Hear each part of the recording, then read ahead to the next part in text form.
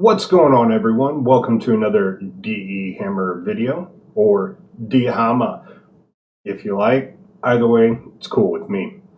Well, here it is, the Lego Infinity Mirror. There was a lot of learning experience in this build, and we all know what that means.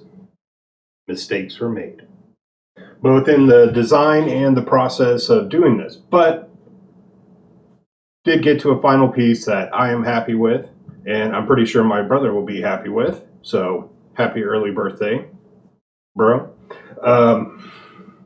Also, we're going to get into some of the LED options that are available. Do you go with a closed system, or do you go with your own made system? But we'll delve deep into that. First, I want to say a big thank you to all the supporters out there. If you haven't already, go ahead and press that subscribe and bell button so you can keep up with all the latest videos. All right, let's jump into this.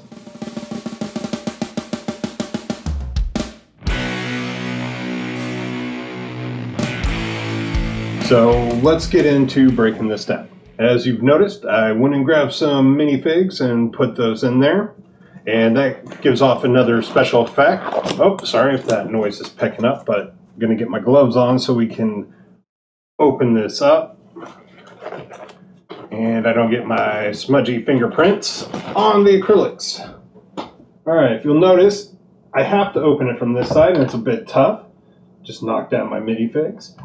And then I'm going to slide this back. Looky there. All right, so I'm not sure what exactly the culprit is. I'm pretty sure it's not due to there's too much paint on this side, but that could be one of the issues. I didn't give myself enough room for paint. I also think it could be board thickness, and this just not being a perfectly 90-degree angle. So I think I need to look into getting a planer. I think that will help on some of those.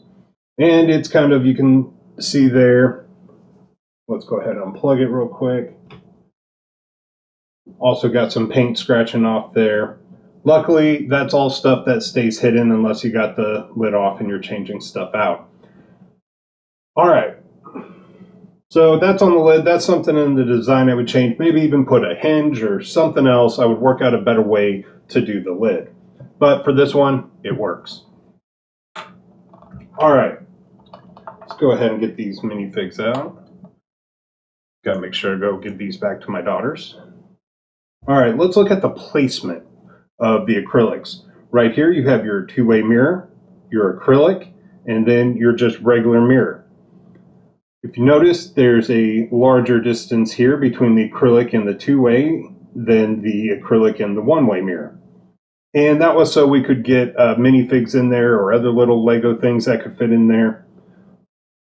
And also, what I learned from my NASA one, which were all equally spaced apart, and they were a little less than this in thickness apart, and it just gave this full, huge effect and kind of lost a lot of the details.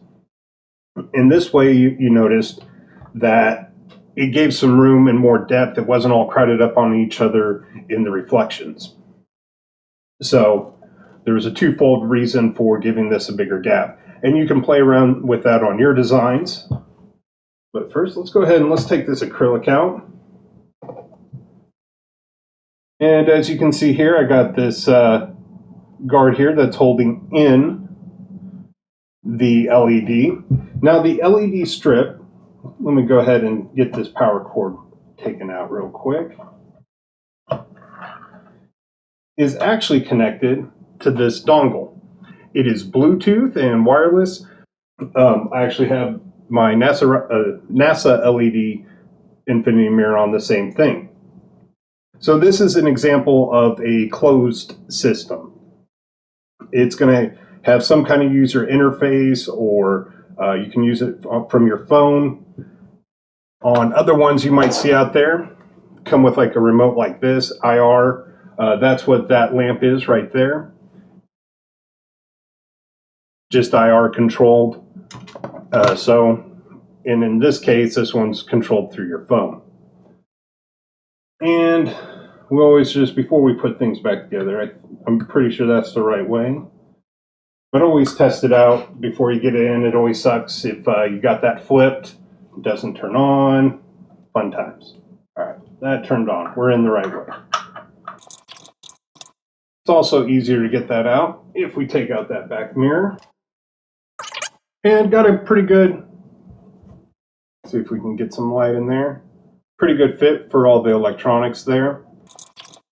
Pretty happy with that. Yes, there could be a little way to clean that all up, but right now I'm happy with the way that turned out. And let's go ahead and wipe this down. Here we go. Here's my micro cloth rag. Get that wiped down. What I did notice when I cut these out, they are not cast acrylic.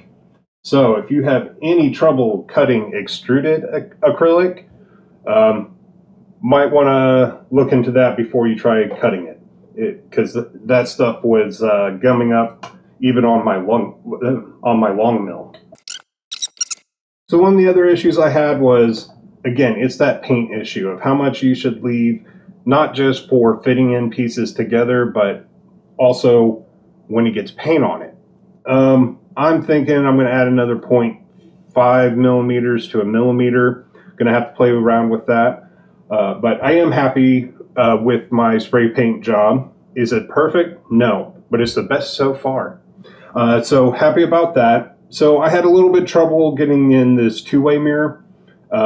It's kind of really tight, and that part is because I didn't give myself enough space with the paint added. When you are putting in your two-way mirror, got a light there. You want to make sure the mirror side is facing forward, and then you can tell that because when there's no light on it, it acts more like a mirror and you can't see through it. I got this light and things that see. Then the back side, which you can actually see through. That's the side you want facing backwards. Also, I would probably do a larger scale, but my brother needed this to fit into his display, so had to keep it there. I would like a larger scale. That's one of the other things is viewing angle. You got to be pretty straight on with it to get the full effect. You know, you're up top or down low. You're not going to get as cool effect like you do with the NASA mirror, but still love it. It's still awesome. And let's go ahead and put that lid back on.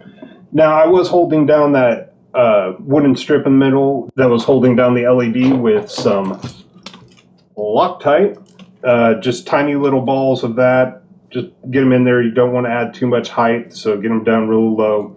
And that's just to help keep things in place. All right, so let's go ahead and get this plugged back in now that we've taken a look inside. And we can take off the gloves. Now, one of the things about the LED lights in this is I was saying that you can control it from your phone. And as you can see, there was an IRQ code on that you can just go to your camera on your phone, get it in there, and then it'll take you to the website to download this app. As you can see, I got my Lego LED and my NASA on there, so I can control both of them from this phone. Again, this is a closed system. Let's hit the Lego LED. So in a closed system, like the one we're using here, it's great. Lots of connectivity. I can control both of these lights just from my phone. It's not like I need all these because there's so many different versions of these. This is just one version of one manufacturer. Some are smaller, some are bigger, some are more complicated, but you would have a lot of different remotes, and sometimes keeping up with them can be a challenge, especially if you have kids. All right. But on something like this, it's all controlled from your phone, and you can control all the lights. So we can just hit Lego LED, and you can choose between color, function, microphone, music, and cinema.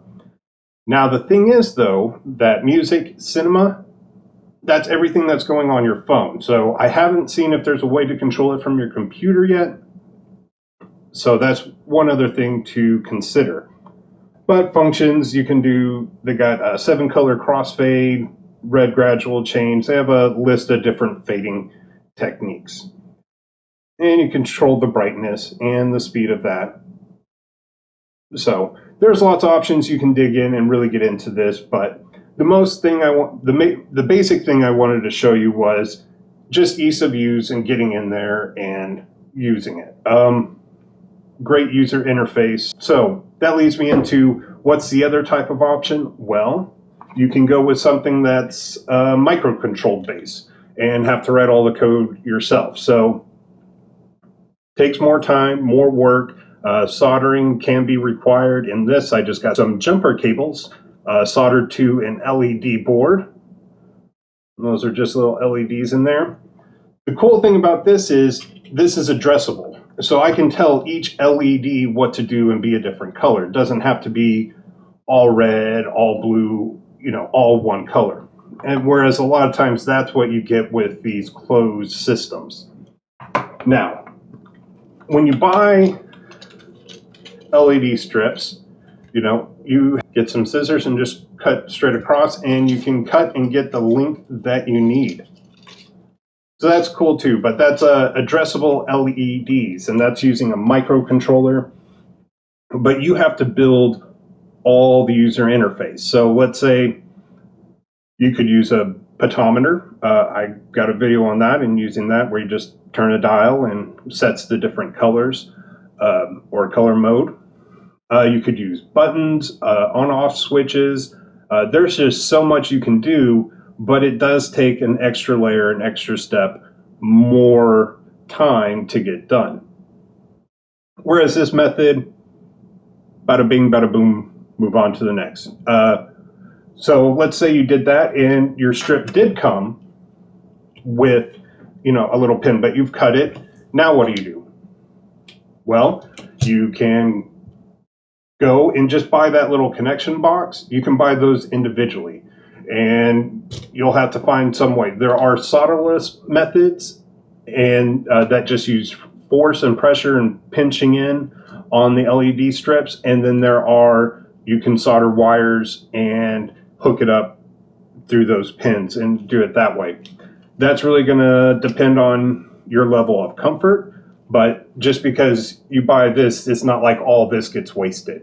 You can keep doing and adding and keep making more. The other thing you'll need to know, a lot of those closed system sources, they do not always come with the power brick. So make sure you pay attention if they come with those or not. Another little cheap method, and this is back from my 3D printing days. I'll just take that lid off there. Got all those sparkles. And these are just Christmas lights. Hooked up to 4 AA batteries. And so you could think about using something like this as well. Low cost, real easy.